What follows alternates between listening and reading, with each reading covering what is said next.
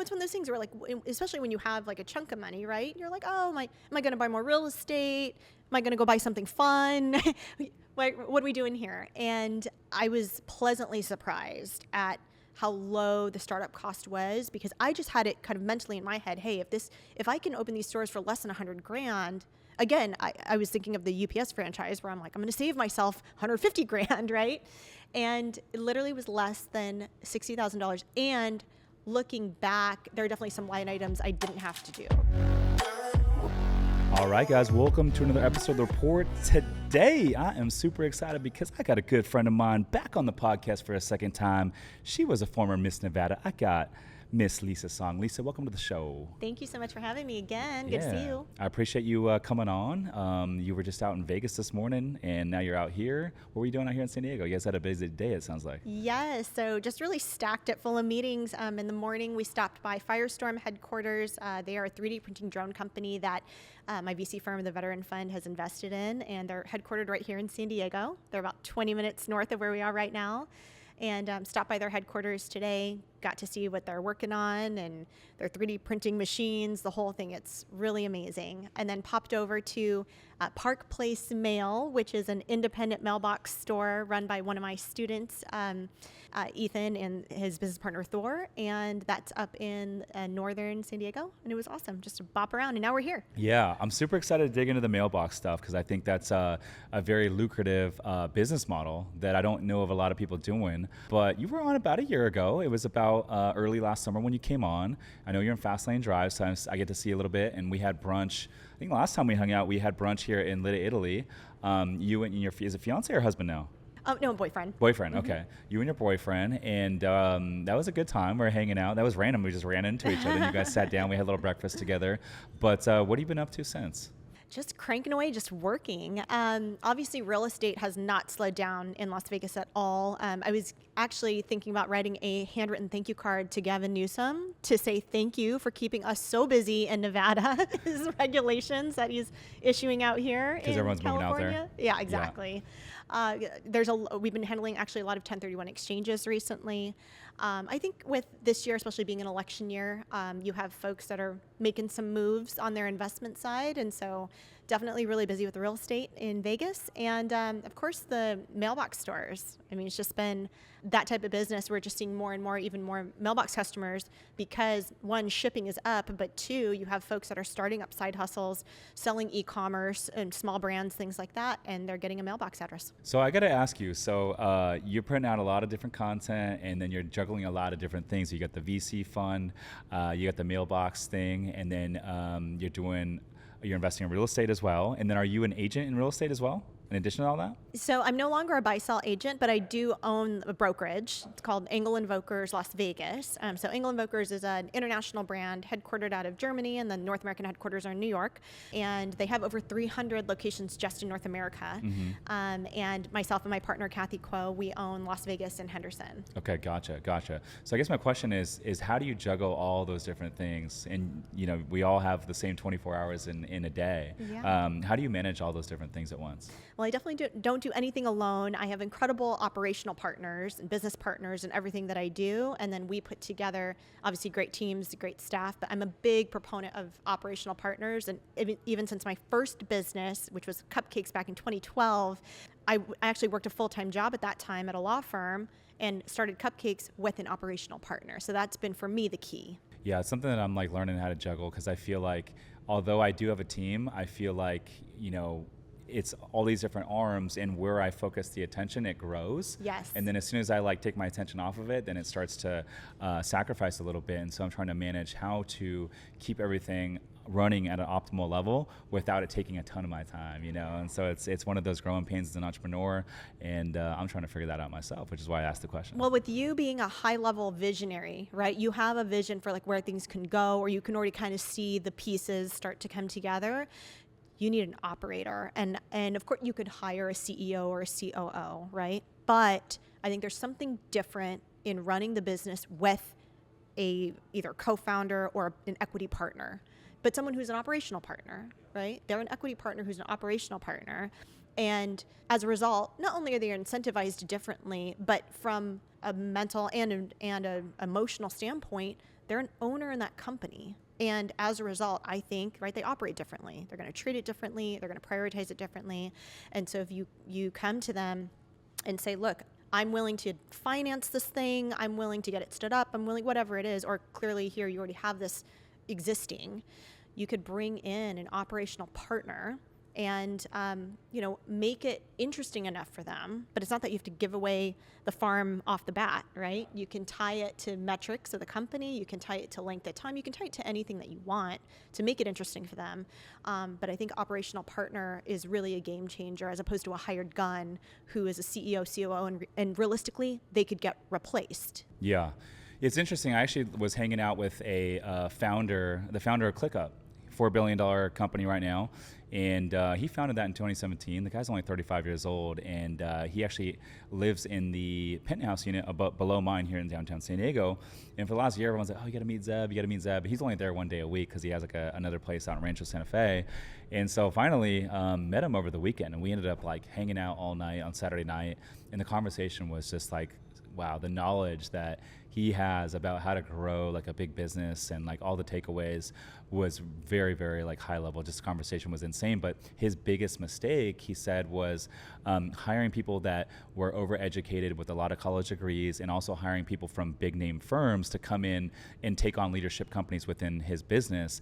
And he said he had to let all those people go. And so he said instead, he likes to hire based on, he doesn't care about college degrees. He likes to hire people that have gone through some sort of adversity in their lives and had to overcome it. And then he also said, always promote from within, because your day ones are never going to care as, the day ones are just going to care a lot more. And so I thought that was an interesting thing. He kept repeating that. And so it's interesting to me to kind of see that. I went to college personally, but all that stuff that I do in entrepreneurship and in real estate investing, I would say almost 99.9% of it I didn't learn from college. I learned from doing and getting out there and getting the reps in, getting the at-bats in. And so it's interesting to kind of see, maybe outside of like doctors and attorneys and that sort of thing, the level of which a college degree is needed out in the workspace is becoming more and more diminished, in my opinion. What are your thoughts on that? I definitely agree to some extent. I do think there's other benefits to college or postgraduate besides just that piece of paper, and perhaps even just besides the education component, the social component, the life skills or the life experiences that come along with it too. But I've always been an advocate of higher education. I think just coming from the family that I come from, my mom, Korean Tiger mom, right? Like, it was not a matter of, are you going to college? It was, are you going to law school or med school? Like, which one is it going to be, right? So by the time I was in junior high, I was like making the decision, right? And so for me, in my opinion, I think law school is the best bang for your buck if you are going to go to college, go to grad school, and if you can do it either debt-free or with minimal debt, I think it's the best bang for your buck. The traditional JD program is only 3 years after your bachelor's degree. And so what is the JD program again? That's your JD is your Juris Doctorate, which is the degree that you graduate from law school with. Got it. To go to law school, you need a bachelor's degree. And that bachelor's degree can be anything. So unlike med school, which has certain prerequisites, organic chemistry, all these different things, law school, you can have any bachelor's degree. And I didn't know that when I went, which sounds weird to say, but I remember going to my high school counselor and saying, I want to go to law school. What should I major in college? And she looked it up and she said, well, political science is the most widely accepted bachelor's degree in law school programs. So I was like, oh, okay, I'll be a poli-sci major, and like didn't even think twice of it. Fast forward, I'm sitting in my 1L class, my first year of law school, and I met a classmate of mine who was a dance major from Alabama, and I was like, I did this all wrong. So I think that's what's cool about law school is that you can go with any bachelor's degree, and you get there. Traditional JD program is 3 years. You can finish it in less if you take summer school and things like that, and then after that, you get out and you can either go take the bar exam and be a practicing attorney, or you don't have to, and you can go get a different wide variety of jobs, or go into business, go into real estate, go into these different things where having a law background is, one, super helpful, but two, I think perhaps most importantly, the network of folks that you go to school with. So all my classmates, I've been out of law school now 14 years. Crazy. Yeah, time flies. I've been out of law school now 14 years. All of my classmates that I went to school with are either now partners at their own firm, or they own their own law firm, or they've gone business, real estate, entrepreneurial, and they're all like killing it. So it's an incredible network to have in your phone. Now, question for you. If you are, let's say 18 and you're like, I just want to become an entrepreneur, real estate investor, would you still recommend that individual go to a 4-year bachelor's and then go on to law school if they're like, I just want to be a business owner? I think if they already know they want to be a business owner, the best way to become a business owner is to get your hands dirty, right? And gain that experience of being in whatever business, because you need the 10,000 hours, right? So why not get started? I think with law school, though, again, just having that background of like contracts, negotiation, like these are skills and skill sets that you will use every single day in business. There's something very valuable of knowing how to structure deals and structure contracts, especially if you are the business owner, because then frankly, you save yourself the time and money. In my various startups over the last 14 years, guess what? I've done 90% of our startup paperwork. Right? Saved us tens of thousands of dollars off the bat, just simply in operating agreements and partnership agreements and structuring, as opposed to paying someone to do it at $4.50 an hour. Yeah, I mean that stuff's not cheap. I mean when we set up our fund, we paid upwards of like close to $70,000 just to set up the fund. So a lot of those counsels, you bring them on, it's not going to be cheap. Absolutely. And at least if you can get the drafting done, which is what I'll do, right? I'll get it 90% of the way there. And now we're just paying for their time, for an extra set of eyes to get their blessing on it. And then we're off to the races. Yeah, that makes sense. So I want to touch on the mailbox stuff because I know that's like a really cool, unique thing. And it's a niche that I don't know. I personally don't know anyone else doing it other than the local shop that we have here in the Little Italy neighborhood where our office and podcast studio is located. And they're super cool. And I know that shop just sold. But they have these mini mailboxes, and you can go in there. I do like some notarizations there. Also, just whenever we need to ship stuff overnight, we typically just go there because it's like 2 blocks from the office. But you're doing $1 million a year in gross revenue through these mini mailboxes. Talk a little bit about that and how are you doing it? I love this business model. So having had other startups like, Cupcakes and obviously real estate, which I still have, what I loved about this business model was that I knew, especially after starting at Cupcakes and having that for 11 years, I was like, whatever I add now into the business portfolio, I don't want a perishable product anymore. Sure. I don't want a business that's heavy staff intensive or requires specialized staff. And especially, this being in real estate, I didn't want another business in the portfolio where I would just always be available, right? Where clients and customers have your cell phone number, and this, like time kills deals, especially in real estate. So like you're always on, right? And I was like, I don't want that as another business. And so I initially had started looking into buying UPS franchise store. And I was looking at doing one in Vegas. This was 6 years ago. I was going to buy a UPS franchise store, and for the territory alone, it was around $250,000. It's Vegas. It's a popular urban area. That's just to buy the territory? Just for the license to be able to do a UPS store in that area of town. Got it. $250,000. And that doesn't include the cost to build out the store, nothing, right? So you're like, okay, well, this is the entry fee, right? Mm-hmm. And I'd called a buddy of mine, Greg, who owns 3 UPS franchise stores. And I was like, tell me about this business model. And he was like, okay. He's like, the mailboxes that you rent out, which are essentially mini storage units, he's like, you rent those out, and those are your monthly recurring revenue. The shipping is ancillary and seasonal. He's like, you make a percentage, you make a markup on the shipping. And I was like, okay. And so he was like, so if I were you, he's like, you could maybe think about going independent. He's like, right now you call any one of my UPS stores and say, hi, I'm a new mailbox customer. I want to open a mailbox. He's like, I don't even have one to give you because I'm maxed out. He had whatever it was, 300 to 310 mailboxes. And I was like, can you just add more? And he was like, nope, because my store layout is dictated by the franchise. It's been designed by them. It's approved by them. There's no room for me to just slam in more boxes.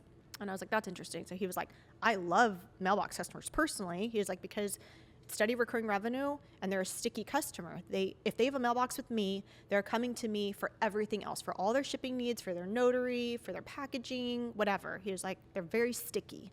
So I was like, interesting. So then I realized up the street from my house in Summerlin at the time was an independent store that I had always just kind of equated as like a UPS store, but I realized it's an independent store because it was called Postal Pros. And I was like, wait a second, like I'm already a patron here, right? I was dropping off my eBay and my Amazon and stuff. And so I went in, I knew the owner, his name was Andrew. And I said, Andrew, do you want to expand? Are you like interested in expanding this, location? And he was like, no. And I was like, okay, well, I think I want to open up one of these stores, but I'll be down far enough away, 215 Flamingo, won't be in your area. I don't know anything about running a shipping retail business. I was like, I'll pay you $10,000 if you let me follow you around for 2 weeks. And I'll capture all your processes and create like a nice handbook for you. And, is this something we could do? And he was just like, you are so crazy. He's like, are you serious? And I was like, yeah. And he was like, okay, let's do it. And so I did. So essentially I paid him a consulting fee, right? But I viewed that 10 grand as an investment because I was like, you know what? I'm going to get in here and I'm going to work in this store for 2 weeks. And if this business model is what I think it is, I'm moving forward and I'm going to open up my own store, right? If it's not what I think it is, then I've just saved myself $240,000, right? Yep. By not doing a franchise store. And I was in there and I was just like, this is awesome. What a great business. And we mimicked his business hours. He's open Monday through Saturday, 9 a.m. to 6 p.m. We're open Monday through Saturday, 9 a.m. to 6 p.m. That's funny. That's great. You don't right? need to reinvent the wheel. There's no reason for any customer to contact you after store hours, right? Once the doors are locked, like no one is calling your cell phone. It's such a low drama, low maintenance type of business, which also is something I really craved having had built these other businesses. Why is there such a big demand for these mini mailboxes? Because I've had one in the past, and it was because I was just getting going as an entrepreneur and I didn't have an office yet. And so I wanted my mail to be like delivered to a specific place. But is that the sole reason why people get these? It's a variety of reasons. One of those included, I had a mailbox at a local UPS store in Vegas for like 7 years before starting my own stores. And I had it because I wanted a secure mailing address.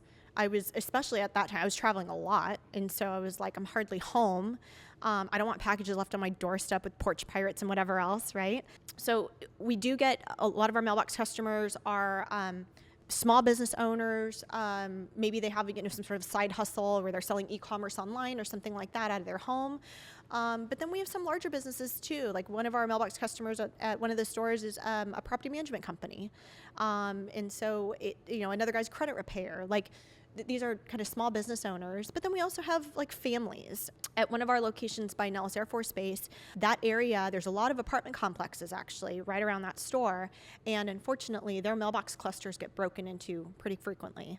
And so we have quite a few customers up there who are either retired veterans or they're older folks who are on fixed income, like Social Security, for example, and that's how they get their checks is mail. And so they need secure mail, a place to receive. Yeah, it's kind of an evergreen product because it's like it's never going to be replaced by technology. Never, right? The mail will always run it. And we discovered, we discovered that it's totally pandemic proof. We were open the entire duration of the 2020 pandemic.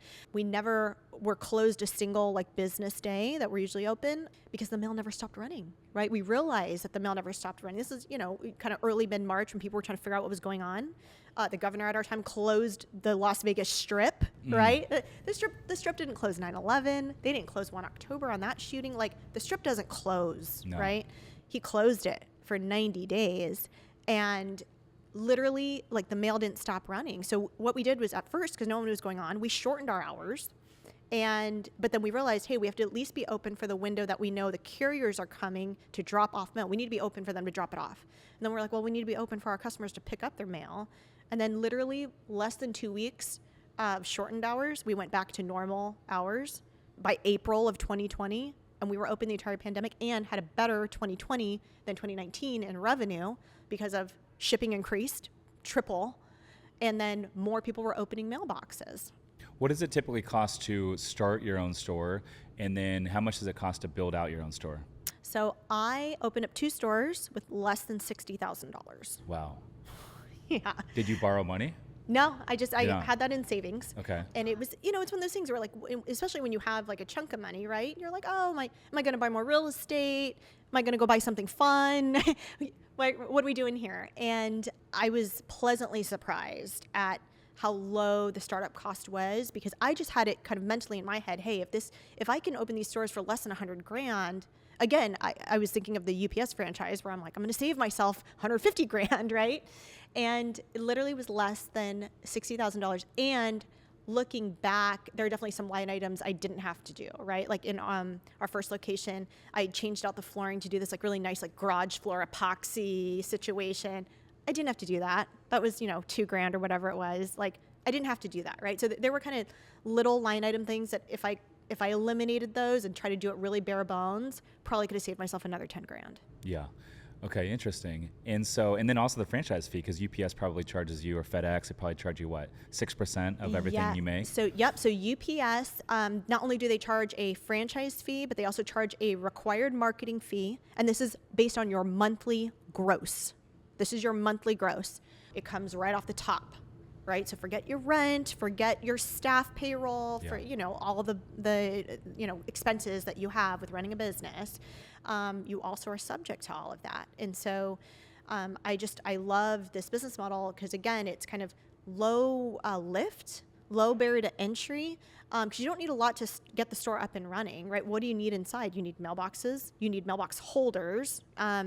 You need cash register, counters, POS system, computer, scale, boxes, right? Like there's not a lot in there. Unlike, for example, starting up a restaurant, right? Oh, where it's you're a whole thing. At least $300,000 in tenant improvements, right? Yeah. With the equipment and everything else. Plus you're dealing with the health department, whatever regulatory agency is.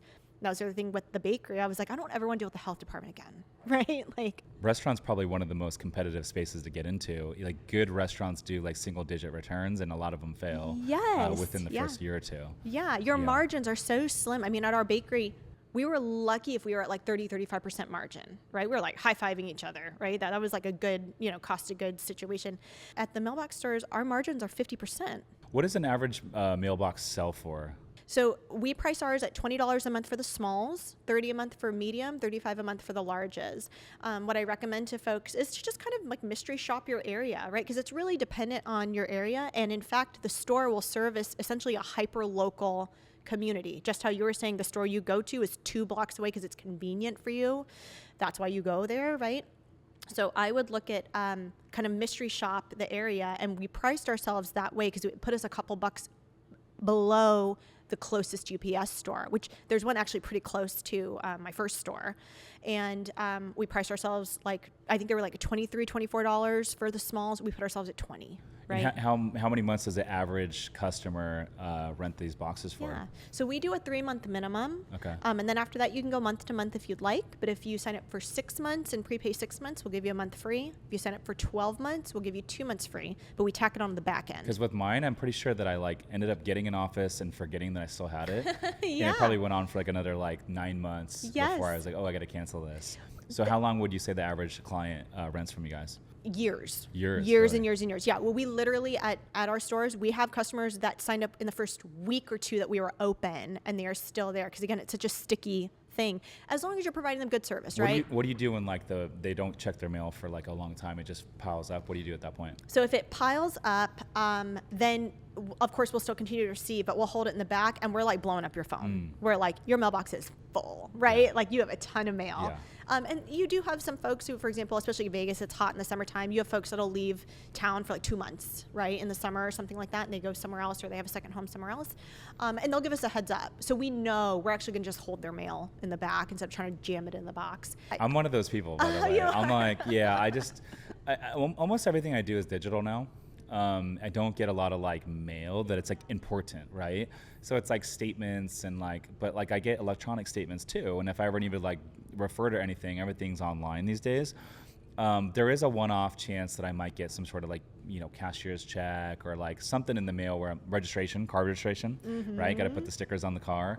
So those are a couple one-off examples where I'm oh, I got to check the mail. But other than that, because I don't expect anything of importance, I might go 3, 4 weeks, 5 weeks without checking, and then it's often like starts to pile up a little bit. So I'm one of those people. Well, we do have clients And most of it's that'll just tell junk. us. Well, sometimes they'll tell us, "Hey, feel free to throw out The like junk. flyers." Yeah, exactly. Feel free to throw out flyers. Feel free to throw out anything that says pre-sorted, in the postage area, so they know it's like spam or whatever.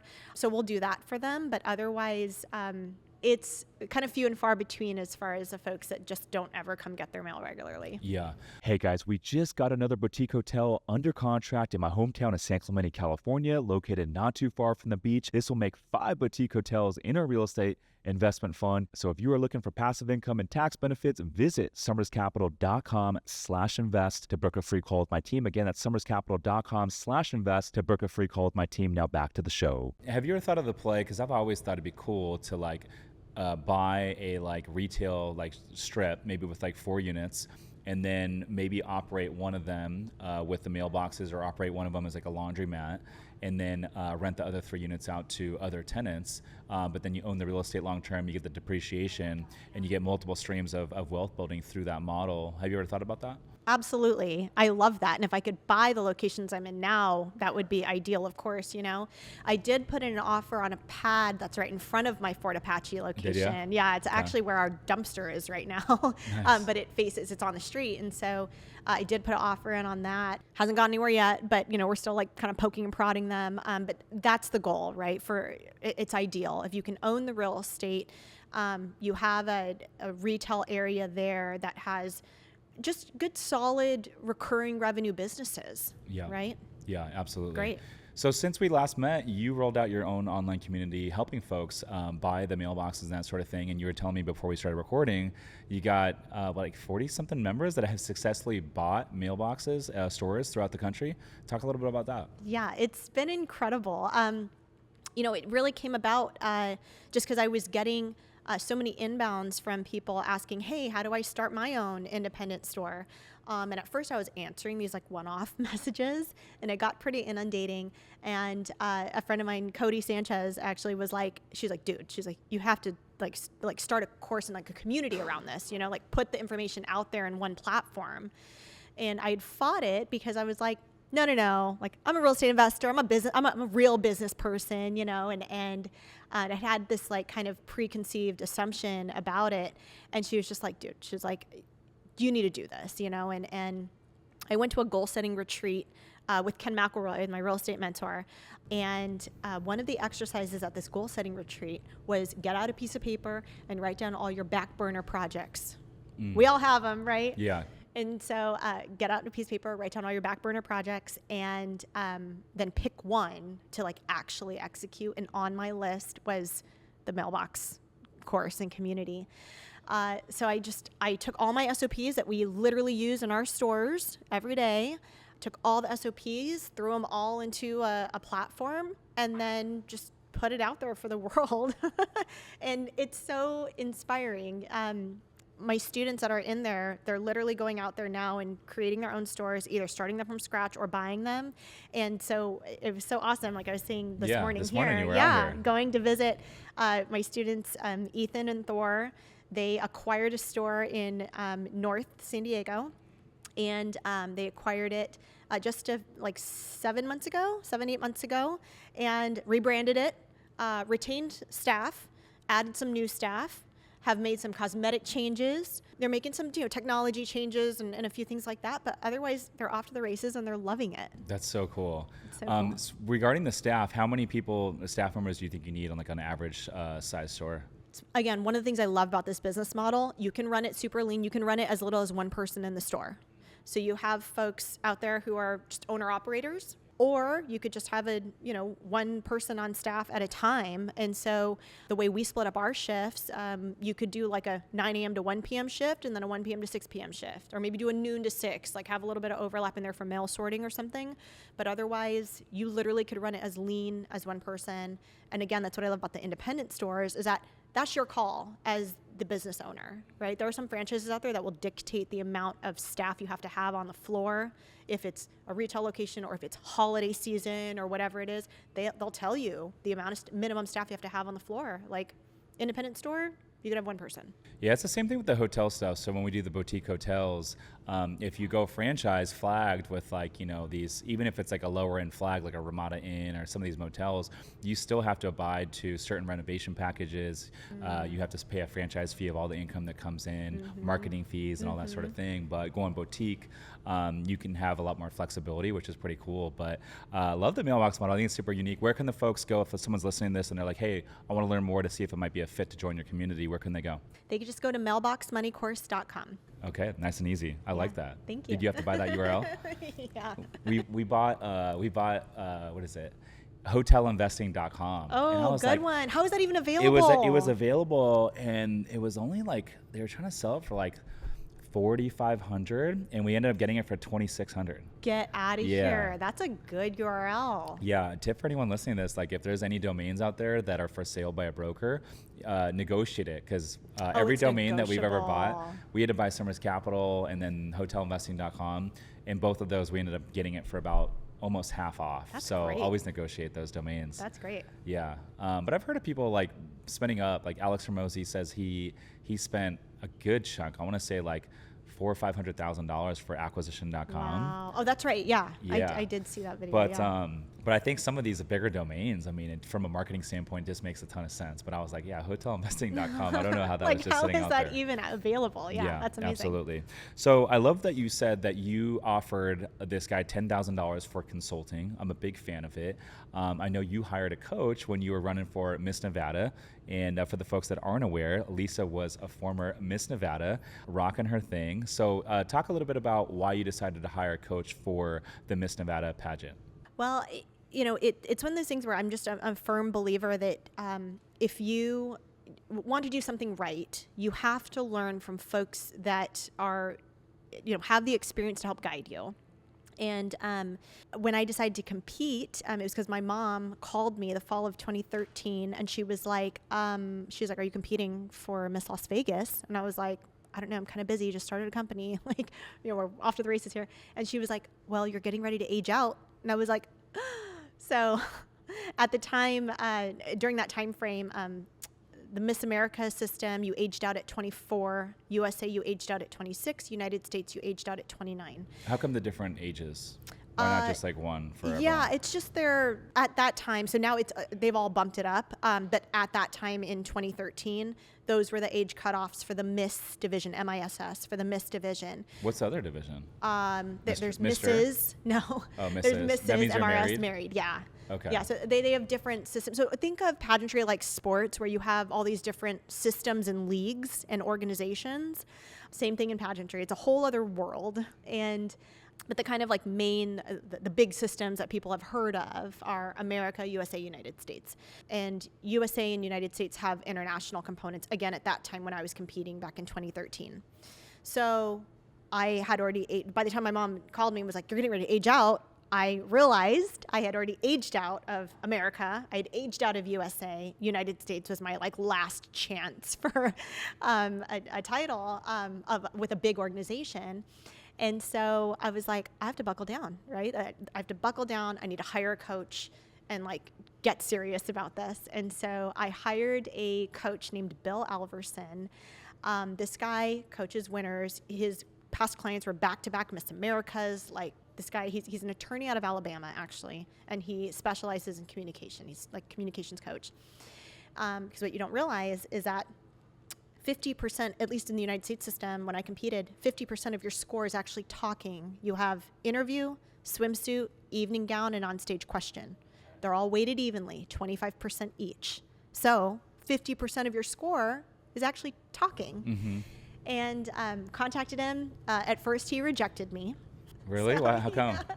He was just like, honey, he was like, you're so small. He was like, I just don't see how we're going to win, especially back in that time in 2013 in pageantry, because you're on stage, right? So it helps to be tall. It helps to be 5'10" plus. Really? That tall? Mm-hmm. Why is that?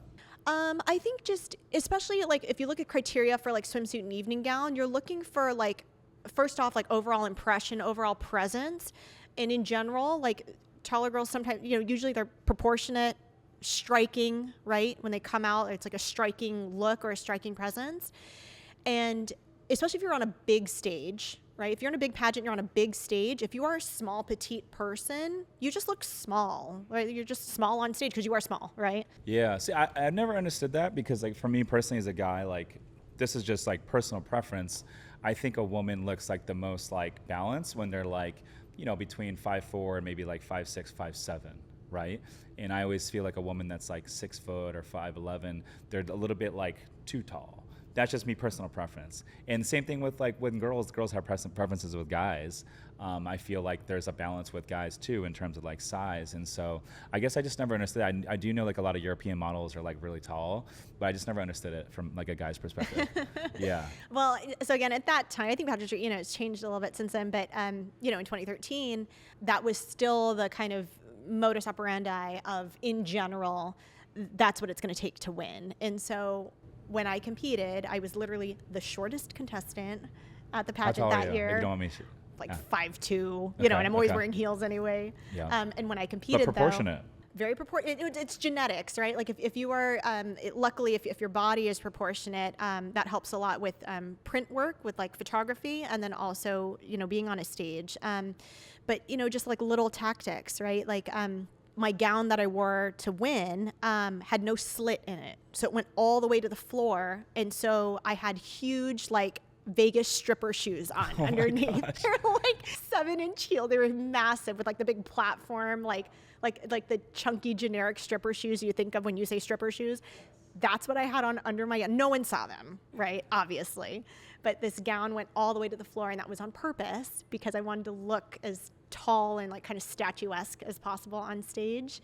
So just kind of little tweaks like that. But really what we focused on actually was interview, because that's the first time that the judges meet you, is in private interview. This is before the show, the pageant, right? Private interview. And when I competed, it was a round robin style, 5 minutes with each judge, and there's 5 judges, and that's your time to shine. That's your chance to talk about the community work that you're doing, your public service platform, why you would be the best representative for the organization. Be charismatic, be likable, be trustable, all those things that matter. Yes. That's pretty cool. And so you just crushed that aspect of it. So that was our game plan going in, right? That's what any good coach, right, or mentor is going to work with you to strategize. And so he was like, you're small, this and that, and he was like, okay, he's like, let's strategize. He's like, if we can have it so that you are getting 10 out of 10 in interview, he's like, and we have to hope that these other girls are like vapid. He's like, then that night, it's human nature. That night when you come out in swimsuit, which is the next time that the judges see you during the show, right? So you can't wear the 6-inch stiletto heels with the swimsuit though, right? No. But I did have on big platform heels. So not like stripper shoe heels, but they were like, it was a nude color, strappy. It did have a platform on the front with a big heel on it. Yeah. So the next time they see you is swimsuit. And, if you look at the scoring rubric for that, this is not just like how good does she look in the swimsuit, right? Because at that level, especially state level, for the most part, right, everyone's going to be fit. Everyone's tanned and toned, and right. So you're more looking for like, how is she expressing herself on stage? Does she look like she's having fun? Is she, just kind of overall like impression? Does she have a weird walk? Right? Or like, does she look uncomfortable up there? Does she look timid, or does she look like uncomfortable? Confident. Yeah, exactly. Or is she confident? Is she coming out there having a good time? And he was like, that's the key. If you can win them over, get a 10 out of 10 in interview, the next time they see you, you're going to come out on stage and they're going to be like, I liked her. Like, I really like her. And you just kind of keep that momentum going. What's the key when you're walking down the runway to kind of like appear to have that confident look? Yeah. So I worked with a walking coach. Because everyone's staring at you, right? You're probably all these cameras, and like you got to be a little bit nervous. So you definitely are. You definitely are. And you got one shot at this. And you have girls doing like push-ups and sit-ups backstage to like be like extra tone or whatever. I'm like, if you're not toned right now, like it's not working. You know what I mean? But people are doing squats in the back. Yeah, exactly. I worked with a walking coach. She's actually a really incredible photographer. Really? There's walking coaches? There's a walking coach. Her name's guessed. Georgina. She's actually a former Miss Nevada USA. So with the walk, there's a whole sequence that goes down with it. There's a way to turn. I don't know if you can think back to pageants you've seen on TV, right? Some girls will do a turn in there. It's not just like a 3-step turn that you would think to do. There's a whole like dragging the foot and like you're shifting your weight, and it's almost a choreographed session where it's like you have a routine. You have a choreographed routine for when you come out in swimsuit. And so you practice this walk enough times to where it just feels normal at that point. You're exactly not thinking about right. it? Yeah, Wow. exactly right. How many reps do you think you got in before you actually did it? I was practicing it everywhere that I possibly could, right? So like we'd be in the office. I'd be anywhere. Like I would just like Out to practice it dinner. real quick, right? And I think by the time you get there, like you're just like, okay, I've done all this work to be prepared. Like I got to leave it all on stage, right? Yeah. Like I have to show that I'm having a good time and that I'm excited to be here. But again, another tactic that we utilized, he was like, we need to pack the audience because it's a live audience, right? And I literally had like 60 like family and friends in this auditorium. And there was a bar there. They were serving alcohol. So I was like, this is going to get out of hand quickly. I can imagine. They had like posters, right? My mom had like an 8x10 headshot of me on like paint sticks that she got from Lowe's, right? So everyone's like waving their headshot of me. Every time I hit the stage, there was an eruption from like the right side of the audience, right? Just eruption. And so the judges, of course, again, it's human nature where they're just like, wow, they turned around because they were like, there's so much commotion sure. going on, And it's human nature, right? They're like, this girl has so much support. I by far had the most support there, like, because my crew Where was was the venue? loud. It was at the South Point Casino in their showroom. Okay, so Yeah. drinks are flowing. We got gambling going on outside. Are people taking bets on who's going to win? Probably, yeah, absolutely, right? It's Vegas. You can get odds for anything. So every time I came out on stage, as soon as I hit the stage, eruption from my crew. And again, that was all just like tactics of how we prepare to set myself up for success. Now, getting to that stage, was there like a lot of other rounds of competitions leading up to that one, and you had to win all those just to get to this main one? So again, yep. So pageantry, just like sports, right? So you'll have local, then you have state, then you have national, and then depending on the system, you have an international And you had a coach component. for all levels. Mm-hmm. Got it. Okay. Yeah. Wow, that's impressive. It's a whole And- thing, yeah. It's a whole And so industry. the highest level was the state, or you compete for like Miss USA? And then you go to nationals, exactly. Got it. Okay, yeah. so after this, after went to Miss Miss Nevada, United went States. to Yep. the Miss USA. Yeah, so it was That's pretty July of 2014. And how did you rank in that one?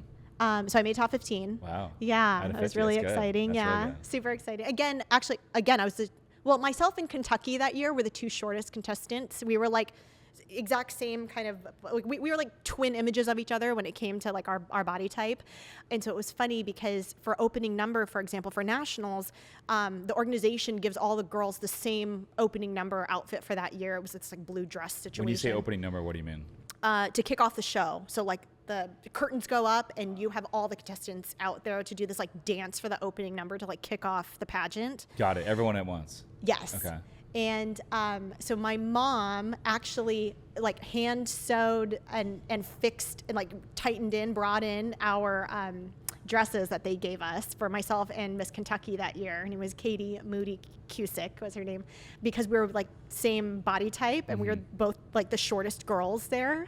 And so my mom was in there like furiously like sewing our clothes. Oh my gosh, know. that is too funny. It was awesome. I love that. Well, yeah, I've never watched like a lot of these pageants, but I always thought it was interesting. It's like the same concept that you're talking about, hiring a coach, hiring a consultant, someone that's done this before at a high level, and then can come and like, handle those principles. I treat business this way, I treat fitness this way, and every high performer I know, regardless of the niche, even professional athletes, they all have performance coaches at every single level. And I think it's like one of the biggest hacks that like not a lot of people talk about, or they might like poo-poo it, but I'm like, no, like this is the freaking path, and it's going to cut down on mistakes. It's going to shortcut your path from point A to point B, because you're either going to pay with time or you're going to pay with money by making mistakes. And a lot of these business Absolutely. transactions, those mistakes get bigger and bigger and more costly as you grow.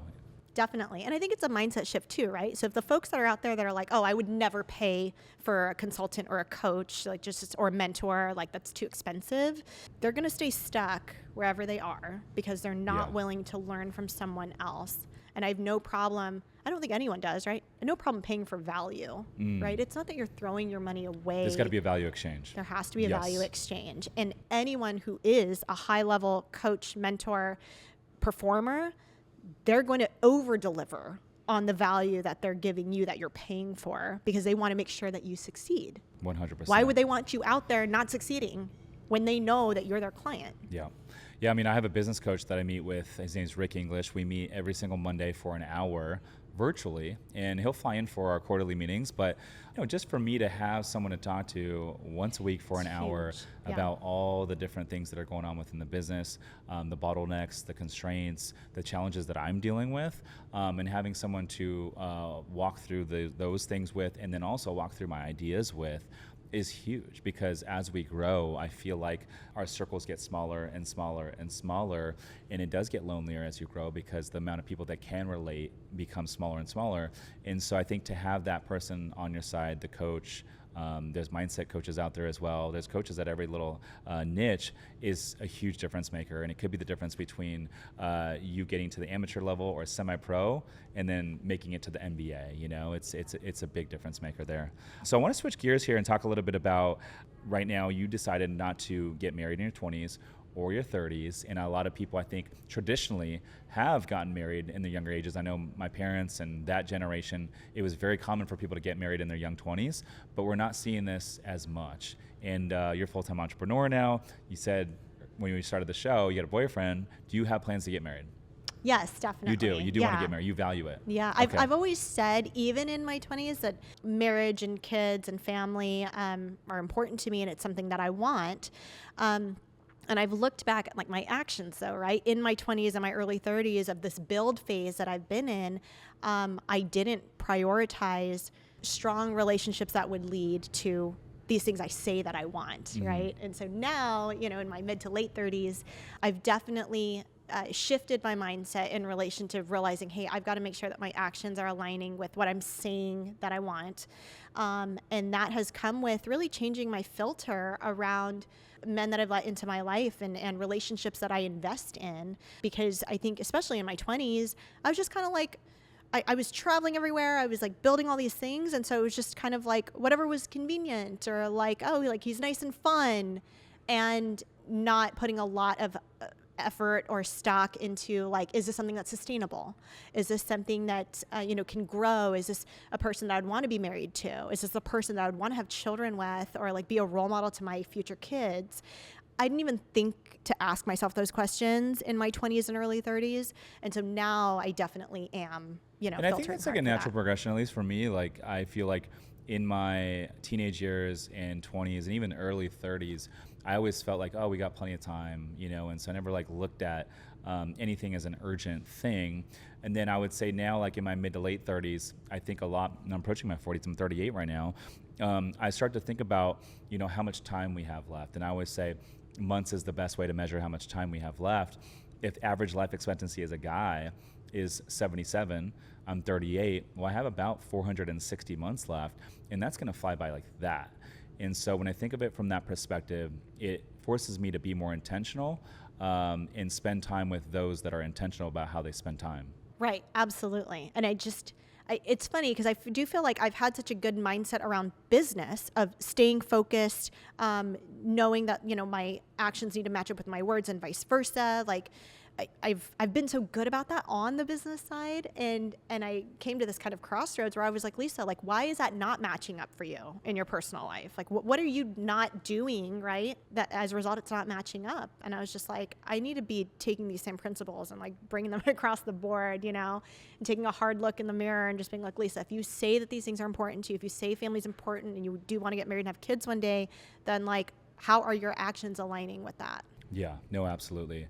This is a little bit off topic, but so one of the things that I have thought recently that I thought would be really cool, because I want to have kids. I'm not ready right now, but in 4 or 5 years, I'd love to have kids, is I would be so open to hire 3 surrogates. I want to have 3 kids and hire 3 surrogates at the same time and have 3 kids all within the same month. They're going to grow up together. They'll go to school together. They'll be best friends.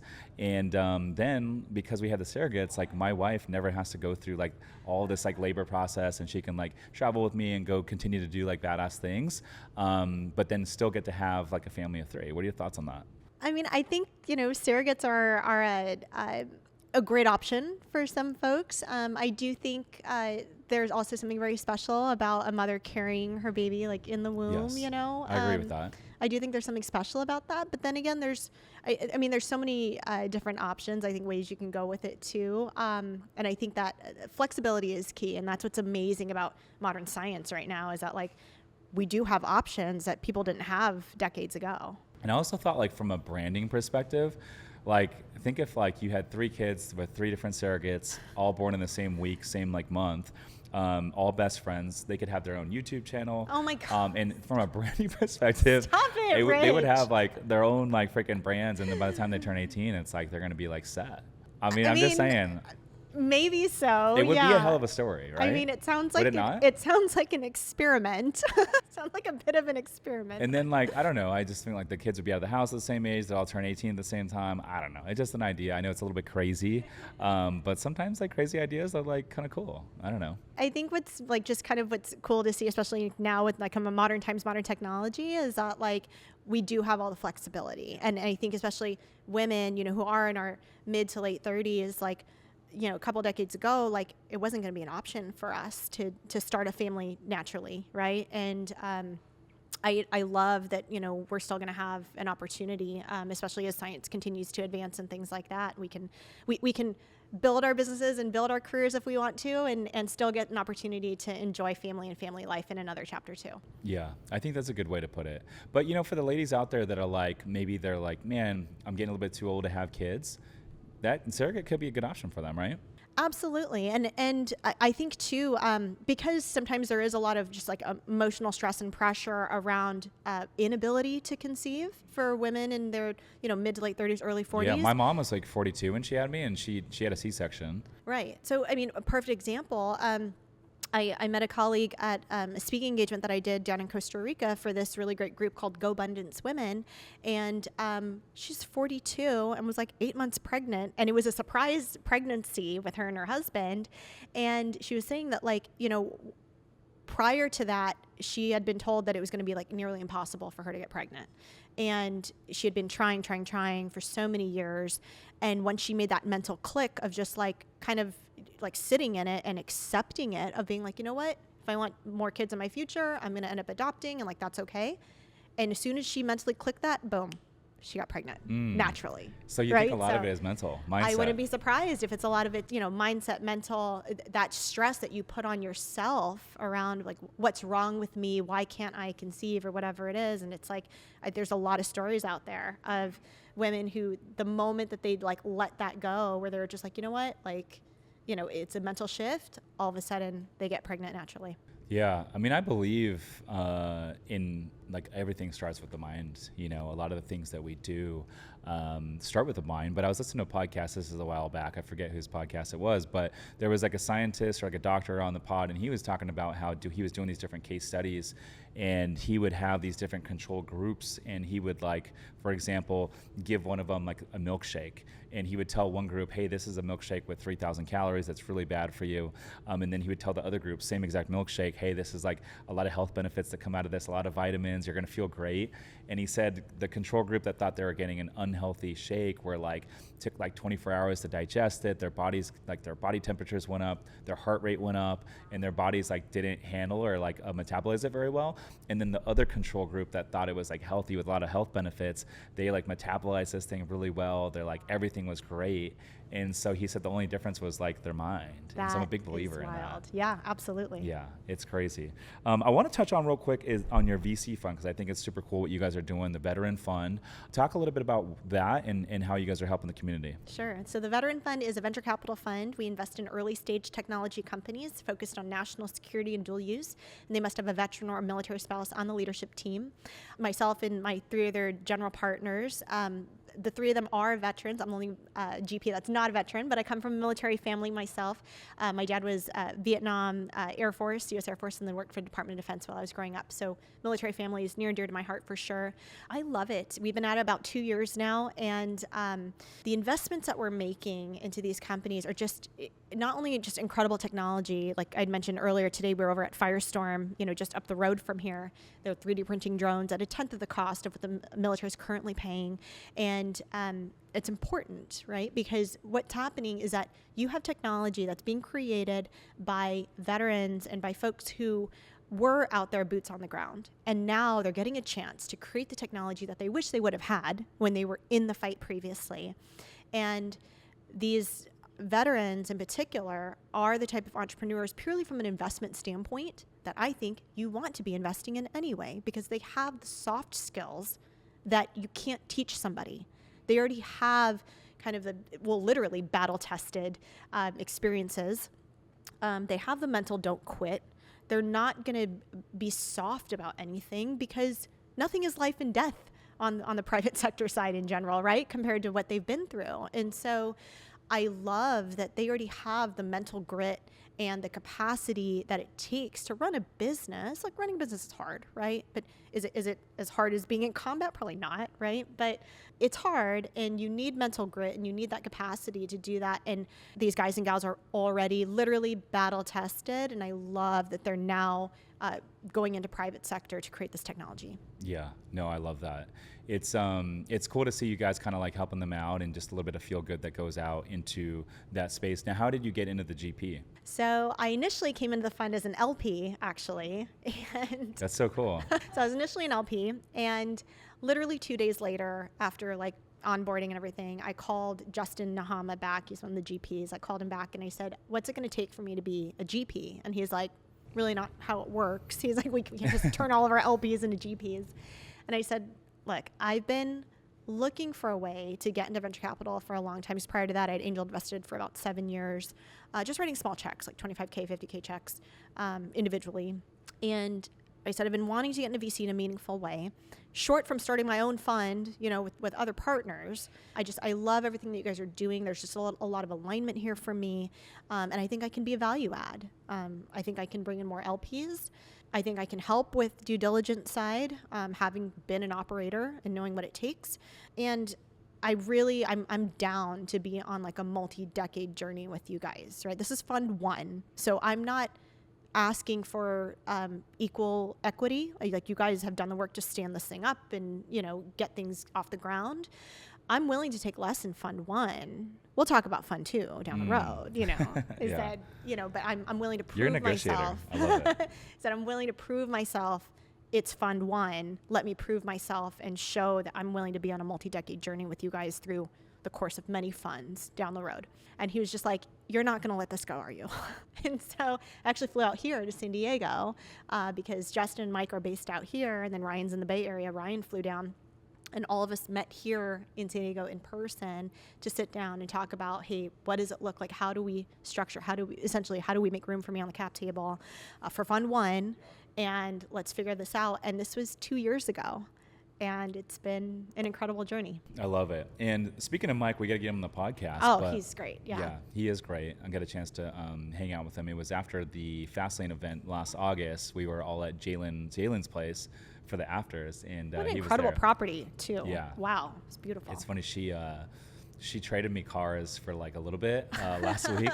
So I was driving her. Oh yeah, I saw was driving your her story. Lamborghini STO. Yeah. And car swap. she wanted to drive my G-Wagon. She was like, oh my God, I've always wanted to have a G-Wagon. She's like, can we swap? I'm like, sure. Yeah. I think I'm getting the better end of that trade there. And then I've never met her ex-husband, but I guess I never met this guy, I don't know him, but this is like 3 days after the swap. Everyone's blowing up my phone, and I'm like, what the hell's going on? Everyone in Fastlane is blowing up my phone. And they're like, hey, have you seen like Jalen's ex-husband's like story? I'm like, no, I don't even know who the guy is. And I guess he like drove by her house and saw my car parked out front. And so he was put on his story on Instagram, like, who drives a G-Wagon with the license plate SC Stop Wagon? it. No. Yeah. And so everyone's like, yo. Oh. Right. This is how rumors get started. Yeah. Yeah. And so Jalen's like, hey, you might want to, if you have a spare key, you might want to send like a buddy to go pick up your car. I just don't want something to happen to it. Oh my gosh. Yeah, so it's like that? Yeah, I don't know. She's like, I'm so sorry for the drama. She's like, blah, blah. no. So we ended up swapping back the next morning. But it is no. what it is. I don't know the guy, but I guess he was a little bit upset about that. I don't know. I don't think he knows Just who a I am car either. swap. Yeah, who cares? Car swap. Yeah. Anyways, so I thought that was crazy. But anyways, I think that's cool that you got in the GP, and you have a lot of value to provide. You have a big network, and so I'm sure there's a lot that you're bringing to the table, and that's what makes a win-win partnership. Definitely. Yeah. I just was like, hey, like, what can I do, right? What can I do to bring value? Here's what I think I can do. And like, I'm down to prove myself in this first fund. And then let's talk about more equal partnership, down the line. Absolutely. Well, Lisa, I appreciate you coming on the pod. I'm a big fan of everything you're doing. And maybe next time we connect, I'll have to be out in Vegas. Please. But where can the folks get in touch with you? You can follow me on social at Lisa Song Sutton, and of course my website, lisasongSutton.com. And real quick, how come the Sutton? I know you're not married. Yeah, so Sutton is my dad's name. So Okay, I'm got it. Korean American. Got So it. Song is my middle name, and it's my mom's maiden name. Okay. So That makes a lot of I sense. just go by my full name usually. Well, there it is. She's Lisa Song Sutton. I'm Rich Summers. Listeners, thanks for tuning in. We'll see you in the next one. Peace.